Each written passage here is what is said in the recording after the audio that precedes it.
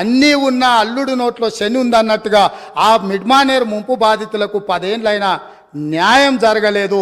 ఇది న్యాయమా? ఇదేనా ఈ రైతులను ఆదుకునేదని నేను అడుగుతున్నా అధ్యక్ష. అదేవిధంగా ఆర్ఎండ్ఆర్ ప్యాకేజీలో ఇల్లు కోల్పోయిన వాళ్లకు, పేదవాళ్లకు ఇండ్ల పట్టాలు ఇస్తారు అధ్యక్ష. ఆ ఇండ్ల పట్టాలు రాజ్యసభ సభ్యులు జోగిన్పల్లి సంతోష్ కుమార్ 250 గజాలు ఇండ్ల పట్ట వారి పేదోడి కింద పట్ట తీసుకున్నాడు అధ్యక్ష. వారి సోదరిమణి నేను పేరు ప్రస్తావించదలుచుకోలేదు. ఎప్పుడో పెళ్ళైపోయి అత్తగారింటికి వెళ్ళిపోయినా వారి సోదరిమణికి కూడా ఇళ్ల పట్టాలు ఇచ్చారు అధ్యక్ష తెలంగాణ రాష్ట్ర ప్రభుత్వంలో. ఆర్ఎండ్ఆర్ ప్యాకేజ్ పేదలకు, అత్యంత నిరుపేదలకు ఇవ్వాల్సిన ఈ ప్యాకేజీలో ముఖ్యమంత్రి గారి కుటుంబమే నిబంధనలను ఉల్లంఘించి ఆర్ఎండ్ఆర్ ప్యాకేజ్లో ఇళ్ల పట్టాలు కూడా తీసుకున్నారంటే ఇంకా కూడా అక్కడ నిలబడి మమ్మల్ని దోషులుగా నిలబెట్టడానికో, ఉమ్మడి రాష్ట్రంలో సమైక్య పాలనలో జరిగిన తప్పిదాల గురించి ప్రస్తావించి మమ్మల్ని నిలదీయాలన్న ఆలోచన ఇది ఏ మేరకు సమంజసము అధ్యక్ష? మీరు ఒక్కసారి ఆలోచన చేయండి. అందుకే అధ్యక్ష నేను అనేది, ఒక్కసారి ఈ సభలో మాట్లాడాలి అంటే ఆత్మ పరిశీలన చేసుకోండి, గుండెల మీద చెయ్యి పెట్టుకోండి. మేము మాట్లాడుతున్న దాంట్లో న్యాయం ఉందా? మేము మాట్లాడుతున్నది ప్రజలు గమనిస్తున్నారు. ప్రజలు ఇంకా మమ్మల్ని ఇక్కడికైనా ఉంచినరు, ఇది కూడా ఉండాలనా లేదా అని ఇవాళ మీరు ఆలోచన చేయాల్సిన అవసరం ఉంది అధ్యక్ష. అదేవిధంగా కాంగ్రెస్ పార్టీ గురించి, ఇందిరమ్మ రాజ్యం గురించి, ఇందిరమ్మ రాజ్యం అంటే ఇదా అదా అని వారు మాట్లాడారు. ఇందిరమ్మ రాజ్యం అంటే రైతు రుణమాఫీ అధ్యక్ష. ఇందిరమ్మ రాజ్యం అంటే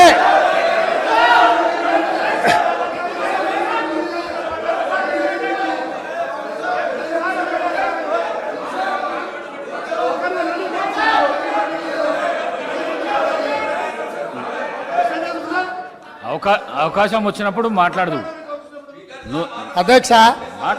లీడర్ ఆఫ్ ది హౌస్ మాట్లాడేటప్పుడు అధ్యక్ష, లీడర్ ఆఫ్ ది హౌస్ మాట్లాడేటప్పుడు డిస్టర్బ్ చేయకుండా మీకు అవకాశం వచ్చినప్పుడు మీరు మాట్లాడండి. కొత్తగా వచ్చినావు, కొత్త సభ్యునివి, కొత్త గౌరవ కౌశిక్ రెడ్డి కొత్తగా వచ్చినావు, నూతన సభ్యుడవు. నువ్వు లీడర్ ఆఫ్ ది హౌస్ మాట్లాడేటప్పుడు గడబడి చేయకు, నీకు అవకాశం వస్తుంది అధ్యక్ష. లేదు మనం అట్లేం లేదు, వాళ్ళు వినాల్సిందే, వాళ్ళకి ఇదే శిక్ష. వాళ్ళని ఎవరిని బయటికి ఎవరిని పంపొద్దు అధ్యక్ష. దయచేసి మీకు విజ్ఞప్తి చేస్తున్నా, వాళ్ళని ఇక్కడ కూర్చోబెట్టి కఠోరమైన నిజాలు వాళ్ళు వినడం ద్వారా వాళ్ళలో పరివర్తన తీసుకురావాలన్నదే ప్రభుత్వం యొక్క ఆలోచన. కాబట్టి వారిని ఎవరిని కూడా సభలో నుంచి బయటకు పంపించొద్దు అధ్యక్ష. అందుకే ఈరోజు ఇందిరమ్మ రాజ్యం గురించి పదే మాట్లాడుతున్నారు అధ్యక్ష. ఎస్, ఇందిరమ్మ రాజ్యం తెస్తాం సోనియమ్మ నాయకత్వంలో. ఖచ్చితంగా ఈ రాష్ట్రంలో ఇందిరమ్మ రాజ్యం అంటే పేదలకి ఇందిరమ్మ ఇండ్లు ఇస్తాం, భూమి లేని దళితుల గిరిజనులకు అసైన్మెంట్ భూములు ఇస్తాం, పోడు భూముల పట్టాలు ఇస్తాం, పేదలు చదువుకునే విద్యార్థులకు ఫీజు రియంబర్స్మెంట్ ఇస్తాం, వైద్యం అందించలేని నిరుపేదలకు ప్రాణాలు పోతుంటే కుటుంబ సభ్యులుగా ఆదరించి రాజీవ్ ఆరోగ్యశ్రీ పథకాన్ని అందుబాటులోకి తీసుకొస్తాం. ఇందిరమ్మ రాజ్యం అంటే మైనారిటీలకు సచార్ కమిటీ నివేదిక ప్రకారం దళితులతో సమానంగా వాళ్ళు ఇబ్బందులను ఎదుర్కొంటున్నారంటే మైనారిటీలకు 4% రిజర్వేషన్ ఇస్తాం అధ్యక్ష. ఇందిరమ్మ రాజ్యం అంటే ఈ సమాజంలో ఉన్న ప్రతి ఒక్కరి యొక్క హక్కులను కాపాడుతాం. ఇందిరమ్మ రాజ్యంలో మహిళలకు మహాలక్ష్మి ద్వారా 2500 రూపాయలు వాళ్ళ ఖాతాలో వేస్తాం, 500 రూపాయలకే సిలిండర్ వాళ్ళకి ఇస్తాం.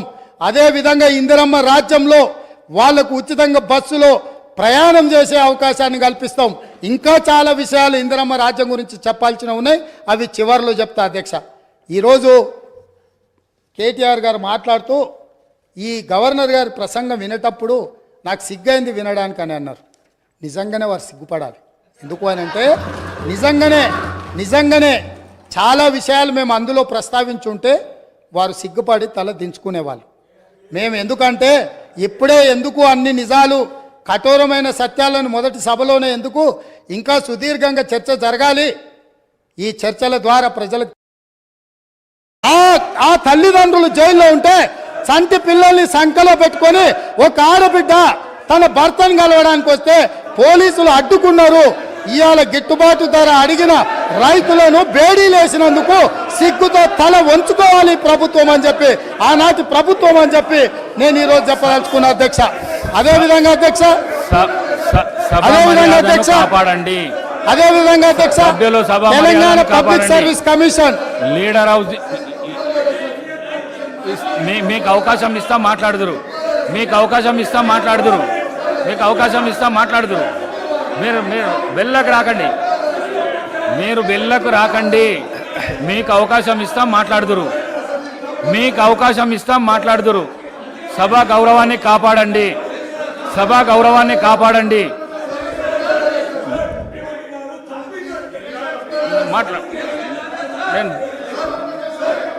అధ్యక్ష చాలా రోజులు చర్చలు ఉన్నాయి. సభ ఈ రోజుతోనే అధ్యక్ష ఈ సభ మీ అనుమతితో మీ సీట్లలో మీరు గౌరవ సభ్యులు మీ సీట్లలో మీరు పోతే మీకు అవకాశాన్ని కలిగిస్తా నేను. అధ్యక్ష ఈ సభను మీ అనుమతితో ఇంకా కొంతకాలం చర్చలు కొనసాగిద్దాము. అప్పుడు వాళ్ళు ఏమేం కావాలనో, ఏమేం అడగదలుచుకున్నారో, ఏమేం చెప్పదలుచుకున్నారో విందాము. ఈ ప్రభుత్వంలో 10వ తరగతి పరీక్షలు అధ్యక్ష ఈ ప్రభుత్వము 10వ తరగతి పరీక్షలు నిర్వహించలేక 10వ తరగతి ప్రశ్నాపత్రాలు మీకు అవకాశం ఇస్తాము. సభా మర్యాదను కాపాడండి. మీకు అవకాశం ఇస్తా, నేను ఇస్తా. మీ సీట్లకు మీరు వండి గౌరవ సభ్యులు మీ సీట్ ఇస్తా. స్పీకర్ సార్ ముఖ్యమంత్రి గారు స్పీకర్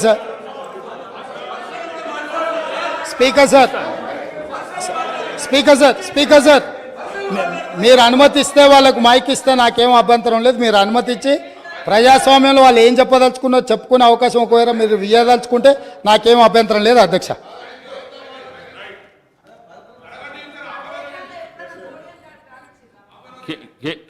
శ్రీ కేటీ రామారావు గారు. స్పీకర్ సార్, నేను నిజంగానే సిగ్గుపడుతున్నా సార్. ఎందుకంటే పంట బీమాకు రైతు బీమాకు తేడా తెలియని వ్యక్తి ముఖ్యమంత్రిగా ఉన్నందుకు నేను నిజంగానే సిగ్గుపడుతున్నాను సార్. పంట బీమాకు రైతు బీమాకు తేడా తెలియని వ్యక్తి మీ గొప్ప నాయకుడు, గొప్ప ముఖ్యమంత్రి. అధ్యక్ష, నేను ఒకటే మాట అంటా ఉన్నా అధ్యక్ష, వారు పర్సనల్గా చాలా దారుణంగా ఒక ముఖ్యమంత్రిలాగా కాకుండా ఏదో పిసిసి అధ్యక్ష పదవుల్లో అక్కడ గాంధీ భవన్లో కూర్చుని ఒక ప్రెస్ మీట్లో మాట్లాడినట్టు స్వీపింగ్ రిమార్క్స్. అధ్యక్ష, ఇవాళ ఆయన ఒక గౌరవమైన రాజ్యాంగబద్ధమైన పదవిలో ఉన్నారు. అధ్యక్ష, నేనేమంటా ఉన్నా అధ్యక్ష, చెప్పాలి, గుర్తు చేయాలి, ఆయన గుర్తులేదు. నేనేమంటున్నా అధ్యక్ష, నేరెళ్లలో ఏదో జరిగింది, శాండ్ మాఫియా అని ఇష్టం వచ్చినట్టు మాట్లాడుతున్నారు. నేను ఒకటే అడుగుతున్నా అధ్యక్ష, 2004 నుంచి 14 వరకు శాండ్ మీద ఈ రాష్ట్రంలో, ఆంధ్రప్రదేశ్ రాష్ట్రంలో, తెలంగాణ ప్రాంతంలో వచ్చిన ఆదాయం, మొత్తం రాష్ట్రానికి సమకూరిన ఆదాయం 39.5 కోట్లు అధ్యక్ష. అంటే సంవత్సరానికి 4 కోట్ల ఆదాయం కూడా రాలే. అదే 2014 నుంచి 2023 వరకు అధ్యక్ష, ఈ రాష్ట్రానికి శాండ్ మీద వచ్చిన ఆదాయం 5,000 కోట్ల పైచిలకు అధ్యక్ష. 4 కోట్లు కూడా ఆదాయం లేని నాడు శాండ్ మాఫియా ఎవరు సార్? కాంగ్రెస్ పార్టీదా? కాంగ్రెస్ పార్టీల జేబులు, నాయకుల జేబులు నిండినాయా? ఎవరి జేబులు నిండినాయండి? ఆనాడు శాండ్ ఆదాయం ఎక్కడ పోయింది అధ్యక్ష? ఇంకోటి, నేరెళ్లలో ఎవరో తొక్కిచ్చారు, ఎక్కిచ్చారు అధ్యక్ష. ఇదే పాత చింతకాయ పచ్చడి లాంటి మాటలు స్వయంగా ఈరోజు కాదు అధ్యక్ష, వాళ్ళు ప్రతిపక్షంలో ఉన్నప్పుడు కూడా చెప్పినారు. ఇది 2018కి ముందు చెప్పినరు, తర్వాత చెప్పినరు. ఆయన చెప్పిన నేరెళ్లలో కూడా మా పార్టీకి అభ్యర్థిగా నాకే మెజారిటీ ఇచ్చి ప్రజలు మళ్ళొక్కసారి బ్రహ్మాండంగా గెలిపించి వాపసు పంపినారు అధ్యక్ష. ఒక మాట అధ్యక్ష, నేరెళ్లలో ఏదైనా తప్పు జరిగింటే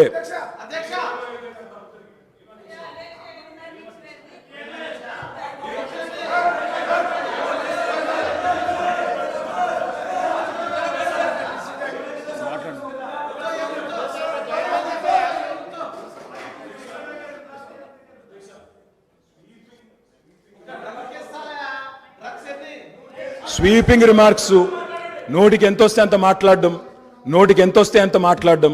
నేను ఒకటే మాట అంటున్నా అధ్యక్ష, ఇవాళ అధికారం వాళ్ళ చేతుల్లో ఉంది. ఏ విచారణ చేసుకుంటారో చేసుకోమనండి, మాకు అభ్యంతరం లేదు.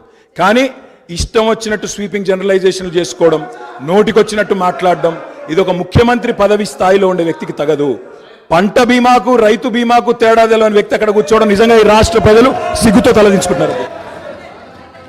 ముఖ్యమంత్రి గారు, అధ్యక్ష, ప్రజాస్వామ్యంలో ప్రతిపక్షాలకు అవకాశం ఇవ్వాలి, వాళ్ళు ఏదైనా వివరణ ఇచ్చుకునే అవకాశం ఇవ్వాలనే ఉద్దేశంతో మైక్ ఇచ్చాము. మైక్ ఇవ్వండి అని మిమ్మల్ని రిక్వెస్ట్ చేసినా మీరు వారికి ఇచ్చిండ్రు, పెద్ద మనసు చేసుకొని. దాని ద్వారా ప్రజలకు ఏమైనా ఉపయోగపడేది కానీ నేను మాట్లాడిన అంశాలలో ఏమైనా తప్పులు ఉంటే వాటిని ప్రస్తావించుంటే డెఫినెట్గా అవకాశాన్ని వారు సద్వినియోగం చేసుకున్నారు. కానీ వారు ఏం మాట్లాడుతున్నారు, మళ్ళీ అక్కసు వెళ్ళగక్కుతున్నాడు.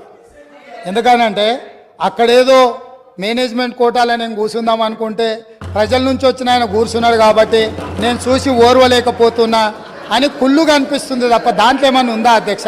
సరే, ఏదేమైనా అధ్యక్ష, ఈ గత ప్రభుత్వము ఎంత గొప్పలు చెప్పుకున్నా కొన్ని వాస్తవాలను ప్రజలు కూడా గమనిస్తున్నారు. మీ ద్వారా వాళ్ళు ఆ సమయంలో మరి గుర్తుందో లేదో ఇప్పుడు గుర్తు చేయదలుచుకున్న అధ్యక్ష, 10వ తరగతి ప్రశ్నాపత్రాలు వాట్సాప్లలో తిరుగుతూ 10వ తరగతి పరీక్షలే నిర్వహించలేని అసమర్థ ప్రభుత్వం ఆనాడు ఉండే.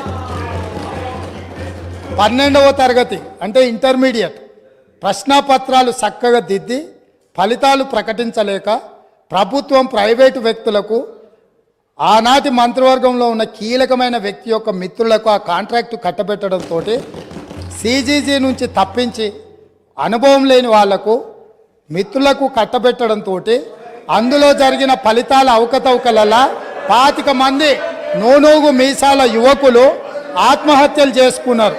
ఈ చావులకు ఆనాటి ప్రభుత్వం కారణం కాదా? ఇవి ప్రభుత్వ హత్యలు కాదా? ఇది పక్కన పెడితే అధ్యక్ష, డెఫినెట్గా తొందర ఏం లేదు అన్నీ. అది కాకుండా అధ్యక్ష, తెలంగాణ పబ్లిక్ సర్వీస్ కమిషన్ మీకు తెలుసు ఎంత ప్రతిష్టాత్మకమైన సంస్థ, ఎంత బాధ్యతగా పరీక్షలు నిర్వహించాలి, ఎంత బాధ్యతాయుతంగా వ్యవహరించాలి. ఈ వ్యవహారాలన్నిటిని పరీక్షలు నిర్వహించే తెలంగాణ పబ్లిక్ సర్వీస్ కమిషన్ నిర్వహించిన పరీక్షలు ప్రశ్నాపత్రాలు చివరికి జిరాక్స్ సెంటర్లలో ఎక్కడ పడితే అక్కడ అగ్వకు సగ్వకు ఎట్లా పడితే అట్లా అమ్ముకునే పరిస్థితి వచ్చి, ఇది మేం చెప్పింది కాదు, పంపకాలలో పంచాయతీ వచ్చి వాళ్ళే ఫిర్యాదులు చేసుకొని ఈ ప్రభుత్వం గొప్పగా మేం కనిపెట్టినామన్నారు. ఈ ప్రభుత్వం ఏమన్నది, ఇది ప్రతిపక్షాలు కనిపెట్టింది కాదు, ప్రతిపక్షాలు చెప్పింది కాదు, మేమే గుర్తించినాం, మేమే ప్రశ్నపత్రాలు అమ్ముతుంటే పట్టుకున్నాం, మేమే కేసులు కట్టినాం అన్నారు. సంతోషం, మీరే అమ్ముకున్నారు, మీరే గుర్తించారు, మీరే పట్టుకున్నారు, మీరే కేసు కట్టారు. కానీ బాధ్యులను ఎవరిని చేసిండ్రు అధ్యక్ష? ఎవరిని బలి చేసిండ్రు? ఈరోజు బాధ్యులైన అందులో ఉండే సభ్యుల నియామకం విషయంలో, చైర్మన్ విషయంలో హైకోర్టు ఇచ్చిన తీర్పేంది? నిజంగానే ఈ ప్రభుత్వం బాధ్యత ఉంటే 30 లక్షల మంది నిరుద్యోగ యువకులు ఈరోజు ఉద్యోగ ఉపాధి అవకాశాల కోసం 10 సంవత్సరాల నుంచి చిక్కడపల్లి సెంట్రల్ లైబ్రరీలోనో లేకపోతే దిల్సుఖ్ నగర్లోనో గౌలిగూడలో లేకపోతే ఈరోజు అమీర్పేట్ చౌరస్తాల్లో కుకట్పల్లి చౌరస్తాల్లో ఈరోజు కోచింగ్ సెంటర్ల అశోక్ నగర్ చౌరస్తాల్లో లక్షలాది మంది విద్యార్థులు ఈరోజు ఉద్యోగ ఉపాధి అవకాశాల కోసం పోటీ పరీక్షలకు గ్రామాలలో ఉన్న తల్లిదండ్రులు రూపాయి కూడబెట్టి ఈరోజు వాళ్ళని ఇక్కడ పెట్టి చదివిస్తే 10 సంవత్సరాలల్లా ప్రభుత్వంలో ఉన్న ఉద్యోగ ఖాళీలను భర్తీ చేయకపోను బాధ్యతారహితంగా నిర్వహించడం వల్ల ఆ ప్రశ్నపత్రాలు లీక్ అయ్యి బజార్లలో పల్లి బఠానీలో అమ్ముకుంటుంటే దానికి సంబంధించిన చర్యలు తీసుకొని బోర్డును రద్దు చేసి కొత్త బోర్డును బాధ్యతారహితంగా నిర్వహించాల్సిన ఈ పార్టీ ఈ ప్రభుత్వం ఆనాడు ఆ చర్యలు చేయలే.